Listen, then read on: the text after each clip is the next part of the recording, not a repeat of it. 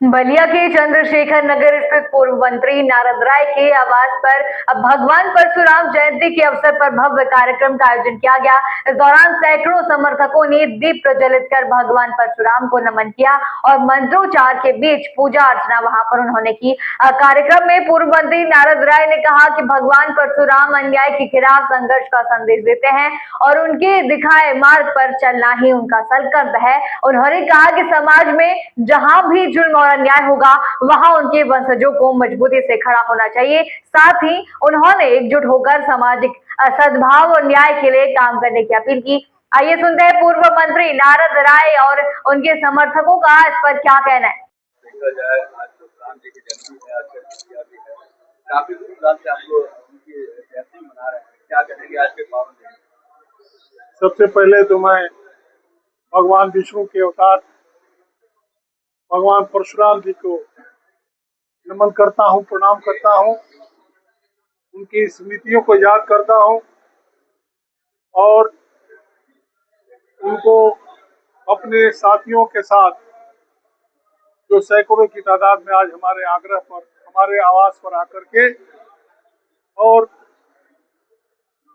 फूल चढ़ा करके प्रार्थना करके दीप जला करके मंत्रोच्चारण करके भगवान परशुराम जी की जयंती मनाया है। आप लोग भी हमारे मीडिया के साथी उपस्थित हुए हैं। आप सबको साधुवाद देना चाहता हूं और भगवान से प्रार्थना करता हूं कि समाज में सबको यह सद्बुद्धि और ज्ञान आए कि अन्याय के खिलाफ खड़ा रहने का संघर्ष करने का सामर्थ्य भगवान हम लोगों को देने का काम। आज भगवान परशुराम की जयंती के अवसर पर पूरे जिले में धूम है और जगह जगह उनकी जयंती मनाई जा रही है।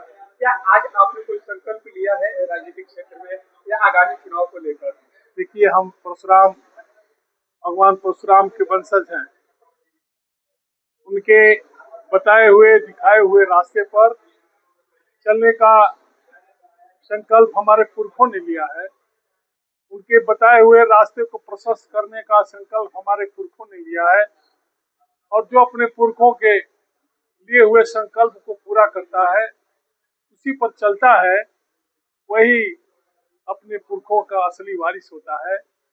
मैं अपने साथियों के साथ उन्हीं संकल्पों को फिर दोहराया हूं और मैं फिर कहना चाहता हूं कि समाज में अन्याय जुर्म जहां कहीं भी हो, परशुराम के वंशजों को खड़ा रहने का संकल्प लेना चाहिए। आज कहाँ पे किस तरह का कार्यक्रम का आयोजित किया गया है? आज पूर्व मंत्री श्री नारद राय जी के आवास पे भगवान परशुराम की जयंती हम लोग मना रहे हैं और बहुत हर्षोल्लास के साथ यहाँ पे सभी लोग क्षेत्र से आए हुए हैं और भगवान परशुराम की जयंती और अक्षय तृतीया की शुभकामना माननीय मंत्री नारद राय जी की तरफ से दिया जा रहा है। क्या मन्नत मांगे आज के दिन? देखिए, अक्षय तृतीया आज का दिन है, इतना शुभ दिन माना गया है, पावन दिन माना गया है कि आज के दिन कोई भी कर्म आप, चाहे आप धन का कर्म करें, चाहे अर्थ में काम करें, चाहे समाज में काम करें, सबका एक अलग महत्व होता है। और इसलिए अक्षय तृतीया के दिन ही पांडवों को अक्षय पात्र मिला था जिसमें कभी भोजन नहीं समाप्त होता था। सुदामा और कृष्ण का मिलन आज हुआ था जिससे उनकी गरीबी मिट गई थी और माँ अन्नपूर्णा का भी प्राकट्य आज ही के दिन हुआ था। इसलिए इसका महत्व है और साथ ही इसका महत्व और बढ़ जाता है जब हम आज ही की तिथि पे भगवान परशुराम की जयंती मनाने का काम करते हैं। मेरा नाम दिग्विजय पांडे है। अभी आप कहाँ पे आए हैं, किस तरह के? हम लोग पूर्व मंत्री माननीय नारद राय जी के आवास पे हैं जहाँ परशुराम जयंती का आयोजन किया गया है और उस आयोजन के उपलक्ष्य में हम लोग यहाँ उपस्थित हुए हैं, जिसमें वैदिक मंत्रोच्चार के साथ भगवान परशुराम जो भगवान के अवतार हैं उनका जो है विधि विधान के साथ पूजन अर्चन किया गया। भगवान विष्णु के छठवें अवतार माने जाते हैं भगवान परशुराम, उनके याद में आज आप लोग किस तरह से उनकी याद को? भगवान परशुराम जो है भगवान विष्णु के छठे अवतार हैं और भगवान को जिस प्रकार से जिस अवतार के रूप में माना जाता है उसी तरह से हम लोग उनको जो श्रद्धा पूर्वक उनकी पूजा अर्चना उनकी जयंती मनाने का काम करते हैं। मैं अजय कुमार पांडे, हमारा घर बसदर पर है। मैं माननीय नारद राय जी के यहाँ भगवान परशुराम की जयंती मनाने के लिए माननीय नारद जी के आवास पर हम लोग आए हैं। क्या कहना चाहेंगे आज का दिन बहुत पावन दिन माना जाता आज भगवान परशुराम जी का जन्मदिन है।